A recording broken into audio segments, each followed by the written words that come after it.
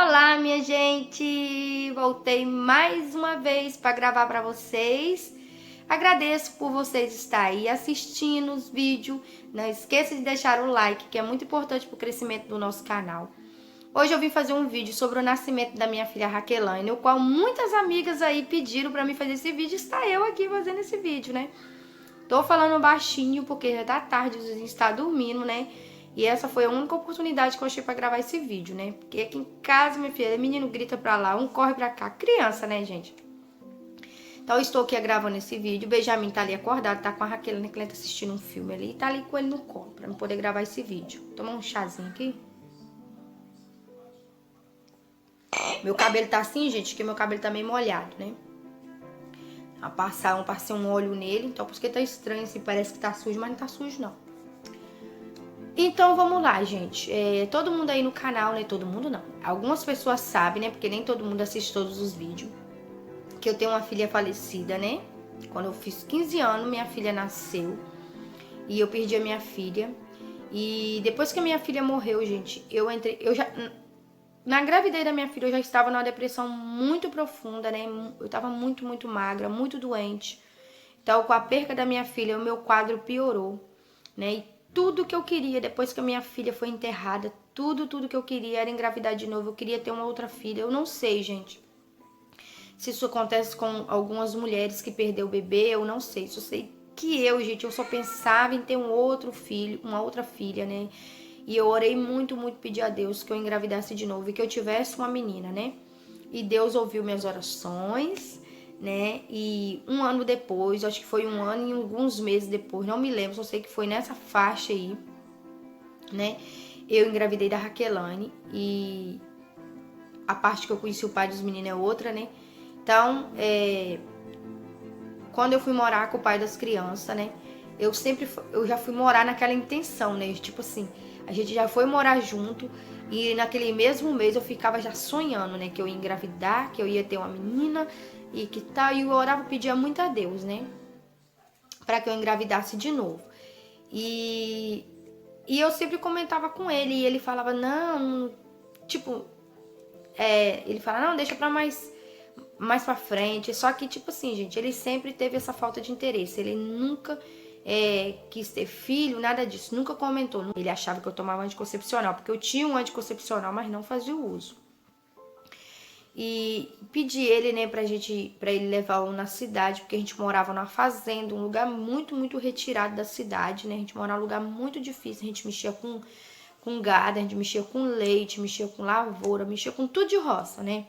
Eu e ele. Eu ajudava ele a tirar leite e a gente colhia café, plantava café, mexia com tudo de roça, vocês imaginam, né? E ele não quis me levar, não quis me dar o dinheiro, falou que aquilo era coisa da minha cabeça. E na época a irmã dele conversou muito, muito com ele, falou se ela tiver grávida mesmo, ela precisa fazer um exame e tal. Enfim, a irmã dele convenceu ele e levou para fazer o exame que eu fiz. O médico já olhou e falou: nossa, a barriga tá um pouco grande, vamos fazer logo um ultrassom. E na ultrassom eu já tava entrando pro quarto mês, então já deu para ver o sexo do bebê, que era a Raquelane, uma menina, né, que eu saí de lá morrendo de felicidade, né? E quando chegou eu falei com ele, ele não deu nem um pingo de importância, foi a mesma coisa de ter falado nada com ele, né? E nesse período do nosso relacionamento, né, ele já era agressivo, ele já me batia muito, né? Eu já sofria muito. Eu tinha esse pequeno sangramento na minha gravidez, né? Então dali eu já sabia que era uma coisa que não é normal, né? Quando eu fiz 7 meses e 3 dias, porque eu tava contando da data que eu tinha feito, portanto, quando a Raquelane nasceu, bateu certinho a data, né? Lá dos exames. E quem curtiu minha gravidez, digamos assim, né? Eu compartilhei toda a minha alegria da minha gravidez foi com a minha ex-cunhada na época, que é uma pessoa que eu amo muito, muito mesmo, de coração. Creio que um dia ela vai estar vendo esse vídeo, né? Ela vai estar lembrando tudo. Então eu amo muito ela. E nessa época, gente, ele começou a ficar tão bruto, tão ignorante, que nem o patrão dele tava aguentando ele mais. O patrão dele foi aconselhar ele, porque o patrão dele tava sabendo a vida pessoal dele. Então ele pediu conta dessa fazenda onde a gente morava. A gente morava numa outra fazenda, só que a gente não foi mexer com gado, a gente mexia só com lavoura. E nessa fazenda morava também o irmão dele, que é esposo dessa minha ex-cunhada, que eu gosto muito dela, né? Então quando eu mudei pra lá, eu compartilhava tudo da minha gravidez com ela, né? Ela é uma mulher maravilhosa, sempre muito preocupada comigo, porque eu grávida, eu trabalhava muito na roça, eu pegava, não sei se vocês sabem, né, aquelas pimenta do reino, que a gente tem que subir naquele cavalete de pau, né, que é altão, só para você pegar as pimentas que tem lá em cima. Então ela era muito preocupada, né? Ela falava assim, todo mundo sempre me chama de Ju, né? Ju, você tem que tomar cuidado, você não cair, não pode ficar no sol, deixando o dinheiro na época na mão do patrão, pra mim juntar tudo pra me comprar as coisas da Raquelane, né? E aconteceu tudo ao contrário. Foi numa segunda-feira, como lá em casa, gente, era todo dia gente bebendo na minha casa, todo dia. Eu ficava até 3, 4 horas da manhã fritando tiragosto. Um som tão alto que doía os ouvidos da gente. Minha gravidez, na verdade, a minha vida inteira com ele foi assim, né? Inteira. E até hoje ele é assim. Então, foi um monte de gente, inclusive esse dia tava minha ex-cunhada, o esposo dela, que é o irmão dele, essa minha ex-cunhada, tava tudo lá em casa, só que eles foram embora, era 10 e pouco, eles foram embora, e ficou um monte de gente ainda, um monte de homem lá em casa, né, bebendo, e já ia dar 2 horas da manhã. Nesse dia, né, tava muito frio esse dia. Era uma segunda-feira. Então, esses pessoal foi embora, porque eles tudo tinham que trabalhar no outro dia, inclusive eu e o pai da Raquelane também tinha que trabalhar no outro dia. O povo foi embora e ele dormiu lá na sala mesmo, né? Lá na sala mesmo ele dormiu. Então, eu fiquei chamando ele depois pra ele ir pro quarto, né? Pra cama, pra dormir. E ele muito, muito ignorante. Falou que eu tava incomodada, começou a me empurrar, né? E eu já tava sentindo umas dorzinhas de leve, assim, nas costas. No sangue já tava descendo. Falei pra ele, olha que minha situação, eu tô passando mal. E ele virou pra mim e falou assim, eu não sei que menino que inventou de nascer agora. Não tá sendo menino não, isso aí é normal. Falei, isso não é normal, rapaz, eu tô sangrando, tô sentindo muita dor. Na verdade, gente, a Raquelane já tinha coroado com bolsa e tudo. Eu não sei se eu vou até pesquisar sobre isso, né? Não sei se vocês já ouviu falar desse tipo de parto, onde o bebê sai, a bolsa não rompe, a bolsa vem junto com o bebê. Então eu tinha sentindo que eu ia morrer. Muito estranho, foi muito diferente do parto da minha filha falecida, né? E de tanto eu gritar ele sentou no colchão e falou, me xingou de nome feio e falou, o que você quer, cara, que eu faça? Eu falei, eu quero que você vá, né? A gente morava na roça, gente. Pra ir atrás de um carro, né? Meu patrão, ele tinha carro, meu patrão tinha uma casa de frente da nossa. Falei, não, vamos fazer assim, você me leva lá na casa da Lady Nalva, que eu posso falar o nome dela aqui com certeza, ela não vai importar. Falei, você leva lá na casa da Lindinha, porque o nome dela é Lady Nalva, só que a gente chama ela de Lindinha. Leva lá na casa da Lindinha, me deixa lá, porque vai ter alguém comigo e você vai buscar um carro, vai atrás de um carro, né? E foi muito difícil pra gente chegar na casa da Lindinha, porque tinha um morro muito grande pra descer e depois tinha que andar um pedaço de estrada, né? Era coisa assim de uns 15 minutos, porque lá quase todo mundo morava perto dessa fazenda. Então ele me levou lá, chamou ela. E a Lindinha, gente, ela é aquelas pessoas que não gostam de ver ninguém sofrendo, não gosta de ver ninguém com dor e não gosta de ver sangue. Quando eu cheguei lá, ela ficou pálida, a pressão dela caiu na hora e ela entrou em desespero. Ela entrou, gente, em desespero, ela começou a tremer na hora e ela pediu, pelo amor de Deus, que ela falou assim, Ju, você me desculpa, você pode deitar lá na minha cama, fica lá na minha cama, deita, não fica levantando, fica lá no meu quarto, eu vou escorar a porta. Eu não vou ficar lá com você porque eu não aguento, eu vou passar mal. Na hora, gente, ela já tava passando muito mal. Ela já tava tremendo, ela não conseguia nem parar em pé, coitada. Começou a suar, sentou no sofá e eu fiquei com medo até dela dar um treco, porque ela tava muito estranha, ela. E eu deitei lá no quarto dela, deitei na cama, né? E ela escorou a porta e, tipo, quanto mais, né? Porque a gente tava gritando de dor. Com ela, o neném tá nascendo e ela não ia aguentar ver um neném nascendo, gente. Ela ia passar mal. Ao mesmo tempo, né, gente? Foi uma coisa muito sofrida, ao tempo foi uma coisa muito linda, né? E eu deitei ele na cama, sentindo muita, muita dor, né? E minha bolsa rompeu, né? E eu fiz força, né, gente? Do jeito, não sei, nem sei explicar pra vocês. E a Raquelane nasceu. Eu sentei, peguei a Raquelane, né? Chamei a Lindinha, ela veio, né? A Raquelane já tinha nascido, ela pegou um cobertor, né? Eu enrolei a Raquelane no cobertor, ela me ajudou, é claro, ela me ajudou um pouco. A gente limpou a Raquelane, né? E nisso, né, a Raquelane nasceu comendo as mãozinhas, chupando as mãozinhas, respirando normal, chorando normal. E eu chorando junto, gente, chorando junto, pedindo a Deus, porque eu sabia, minha filha não tinha cílios, minha filha estava nascendo ainda a unha, né? Ela carequinha, era um bebê totalmente prematuro, portanto a Raquel nasceu com 1 quilo e 200. A Raquel nasceu, que é que eu confundo aqui, que eles têm uns pesos quase tudo igual, né? Então eu tô aqui lembrando. A Raquel nasceu com 1,2 kg, era muito, muito pequenininha, né?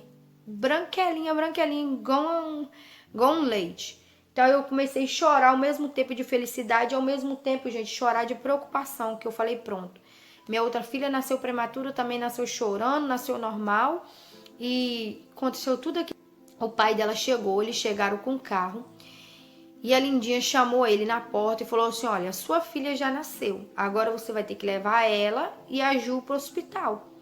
E ele chegou na porta do hospital, e na porta do quarto, e a Lindinha pegou e falou assim, olha pra você ver como a sua filha nasceu linda. Olha que bebê linda, vem cá pra você ver. E ele não queria chegar perto de jeito nenhum.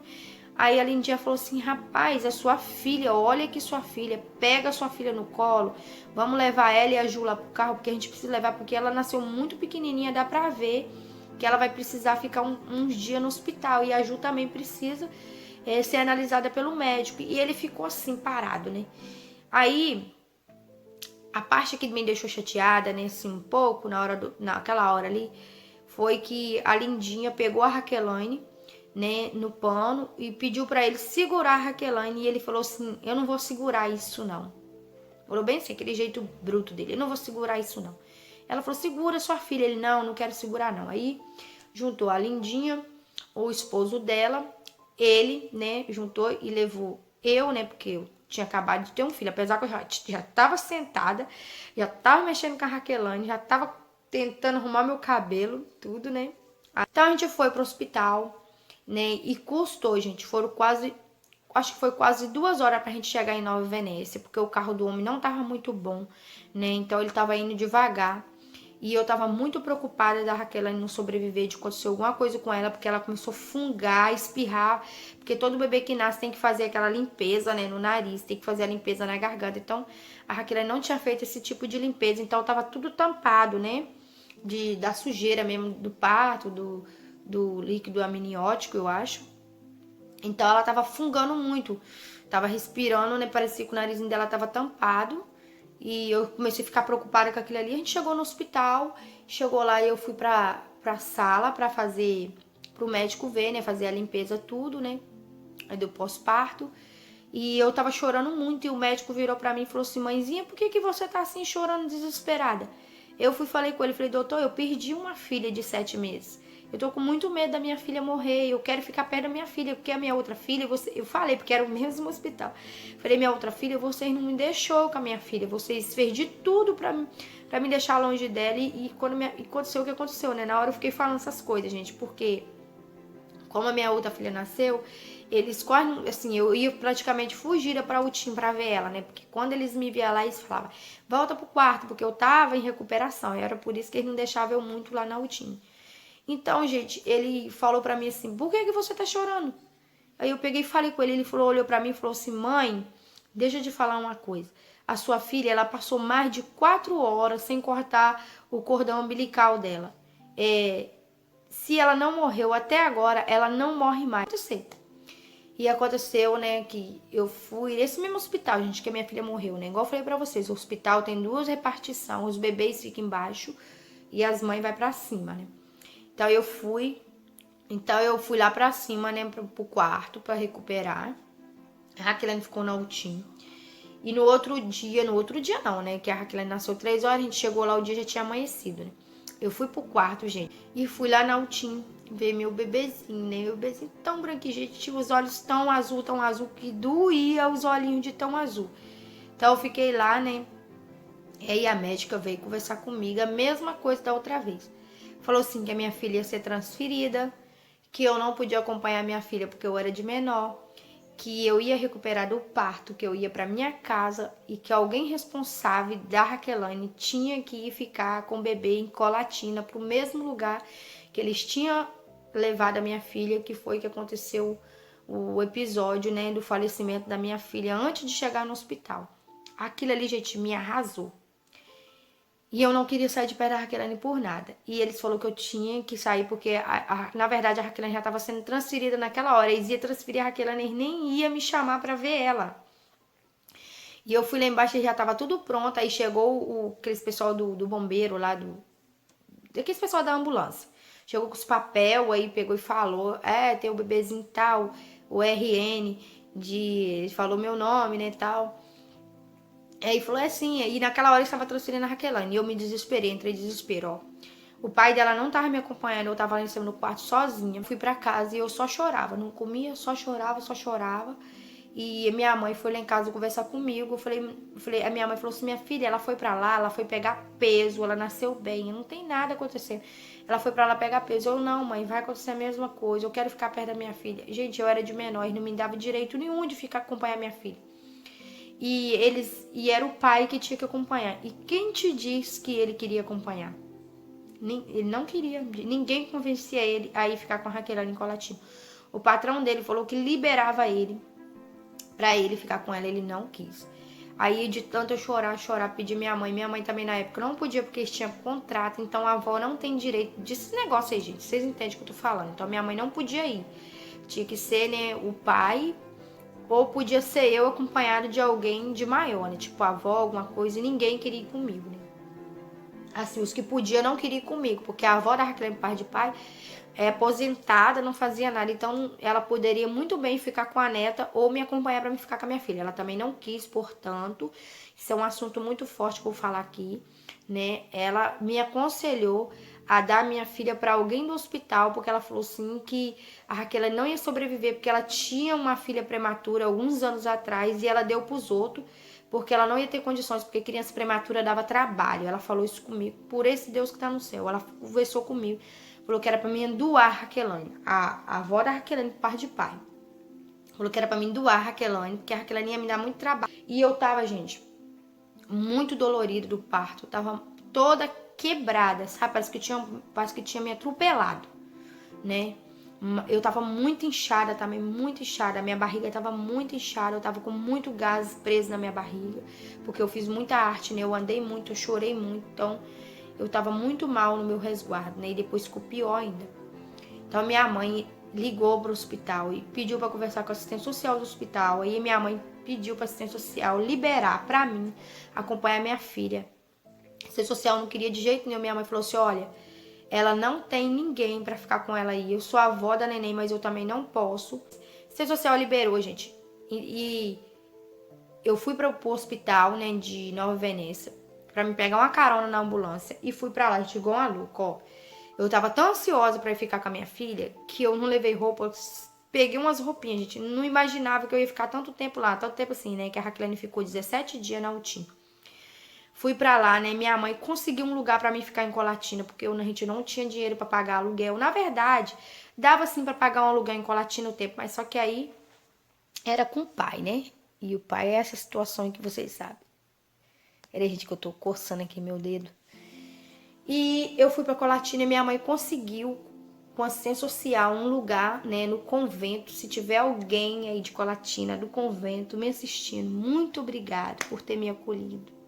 Só Deus sabe a gratidão que eu tenho, né? Me acolheram lá nesse convento, as freiras. Eu fiquei lá, né? Foi um pouco estranho porque elas não falavam português, né? Falava tudo estranho. Então eu não entendia nada que ela falava, mas a gente se embolava ali e eu fiquei lá todo dia, 6 horas da manhã, eu já tava na porta do hospital. A gente entrava 8 horas, mas 6 horas eu já tava lá. Subia, ficava até 8 horas da noite com a Raquelane, porque não podia ficar à noite. Então, quando dava 8 horas, eu tinha que descer e ir embora, né, pra dormir. Aí, gente, na verdade, eu nem dormia. Eu ficava assim, olhando para as paredes do quarto, né, onde eu tava, pro dia amanhecer. Toda hora eu olhava na janela pro dia amanhecer logo, pra me pegar o ônibus pra mim ir pro hospital ficar com a minha filha. E no dia da alta foi uma guerra, né, porque eles não podiam liberar... Chazinho aqui. Eles não podiam liberar a Raquelane comigo pra alta, porque eu era de menor. E eles começou, mãezinha, a gente vai dar alta pra sua neném. porque ela já tá recuperada, já pegou peso, a Raquelane tava com 2 quilos completo, né? Ela foi pra lá só pra pegar peso, tava com 2 quilos completo, tomou os antibióticos, tudo aquilo que o bebezinho recém-nascido faz. O médico falou que o pulmãozinho dela não estava totalmente recuperado por ser um bebê prematuro, mas ele falou com todos os cuidados em casa, né? E ia continuar recuperando mais ainda. E eu fiquei louca, porque o médico deu alta, né? E eu não tinha como tirar minha filha do hospital. E a direção do hospital entrou em contato com o pai. Com muito custo, gente, esse homem apareceu lá no hospital. Vocês não têm noção como ele apareceu lá. Ignorando com as enfermeiras. Lá tem que colocar o jaleco, tem que lavar a mão, passar álcool em gel para poder entrar para dentro da UTI. Ele não queria fazer nada disso. E os pessoal falou, não, você não pode entrar aqui, a gente tem aqui uma restrição aqui, então você tem que obedecer. E ele não queria. Com muito custo ele foi lá, deu alta, né, porque ele era o pai de maior, e a gente veio para casa. E o resto da história, gente, é muito forte, né? O resto da história é muito forte. O pai da Raquel nunca teve carinho por nenhum dos dois. Nenhum, isso aqui eu falo com todas as letras. Nunca foi um pai que se preocupou com nada. Como eu disse pra vocês, o Rafael foi um bebê, uma criança muito, muito doente. O Rafael nasceu asmático, né? Então o Rafael era uma criança que dava muita crise. Eu via meu filho morrendo, perdendo fôlego, e o pai não fazia nada. E também não deixava socorrer ele. Teve vezes de o Rafael quase morrer em casa de asma, de bronquite. Quem tem filho com esses problemas sabe que é muito ruim você ver seu filho doente e você não poder fazer nada. E só que isso aí é outra história, né? O relato de parto do Rafael também eu vou trazer. Que hoje ele perguntou, mãe, você falou que vai falar do parto que você ganhou Raquelane. E eu falei, não, a gente vai um de cada um. Gente, o vídeo tá com 34 minutos, mas eu não vou dividir esse vídeo, eu vou deixar desse tamanho, eu acho. Então, gente, a minha princesinha nasceu. Trouxe ela pra casa. Gente, era uma boneca. Gente, não é porque é minha filha. Na época, quando a Raquelane nasceu, o pai dela é muito moreno, da minha cor, né? Então, todo mundo falava, menina, investiga. Você pegou essa menina, eles tiveram essa menina trocada, porque essa menina não é sua. Gente, até hoje, vocês não perceberam no vídeo, mas a Raquelane tem os olhos muito claros ainda, né? Mas até os 4 anos de idade dela, porque eu não tenho como eu colocar uma foto nesse vídeo aqui que eu não aprendi ainda. Vou mostrar pra vocês, gente. Parecia uma boneca, né? Eu sou suspeita de falar que eu sou a mãe, né? Mas era muito lindinha, né? E continua cada dia mais linda, né? Então eu trouxe minha princesa pra casa, né? Apesar de todas as lutas que a gente enfrentou, eu e ela, a gente sofreu muito. A Raquelane, ela sofreu muito, né? Ela lembra ainda de muitas coisas que aconteceu entre eu e o pai dela. Ela tem lembrança de muitas coisas, né? Então foi isso, gente. E ali minha princesa foi crescendo, hoje tá aqui com 12 anos, né? É uma guerreira junto comigo. Pode ter certeza, minha filha é uma guerreira. Minha filha vai ter muita história na vida pra contar. Que ela lembra de tudo que nós duas passou. A gente passou por cárcere privado, muita coisa, violência, muita coisa eu passei mais a minha filha. Ela tem muita coisa na memória dela. Eu converso muito com ela, falo com ela pra ela esse passado nosso, né? Pra ela trazer isso como história de vida, uma experiência, pra ela não trazer isso, colocar isso no coração dela com maldade, né? Converso muito com a minha filha, ela sabe disso, né? Inclusive, ela vai estar assistindo esse vídeo, né? Lembrando, gente, que tudo que eu tô falando aqui, minha filha já sabe, né? Sobre a rejeição do pai, tudo isso, minha filha já sabe de tudo isso. Portanto, ela lembra, né, gente? Separei dele, ela tinha 4 aninhos, então, se vocês perguntarem, a Raquel tem uma memória ótima, ela lembra de tudo, né? Ela lembra de coisas que nem eu lembro mais. Então, esse, gente, foi a minha história da minha filha, da Raquelane. Espero que vocês tenham gostado, né? Então é isso, gente. Tchau. Esse foi o vídeo. Fique todos com Deus.